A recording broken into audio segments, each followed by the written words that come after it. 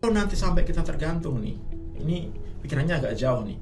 Kalau sampai nanti kita tergantung sama si Starlink, kemudian ternyata provider-provider kita di Indonesia bangkrut semuanya karena nggak bisa ngelawan si Starlink, sehingga akhirnya Starlink menjadi satu-satunya sistem komunikasi yang digunakan di Indonesia.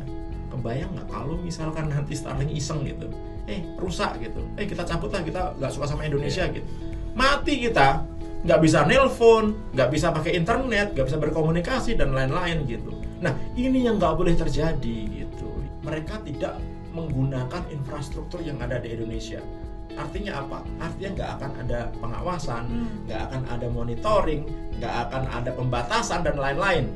Hukum nggak punya akses terhadap Starlink. Intelijen nggak punya akses terhadap Starlink ini. Karena infrastrukturnya milik mereka gitu. Nggak ada lewat-lewatnya Indonesia sama sekali gitu. Artinya apa? Ekosistem telekomunikasi Indonesia pasti akan terancam. Nggak akan ada yang mau tuh pakai data yang mahal gitu. Campur tangan negara. Nah, itu jadi masalah. Inilah sebenarnya yang nanti jadi ancaman. Bagaimana kalau misalnya digunakan oleh aparat penegak hukum? Bagaimana kalau misalkan digunakan oleh aparat militer? Gimana digunakan aparat intelijen gitu?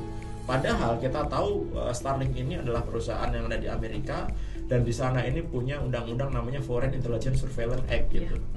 Yang artinya apa? Semua institusi yang ada di Amerika gitu sebenarnya harus memberikan akses kepada pemerintah Amerika ketika pemerintah membutuhkan sesuatu hal untuk kepentingan negara.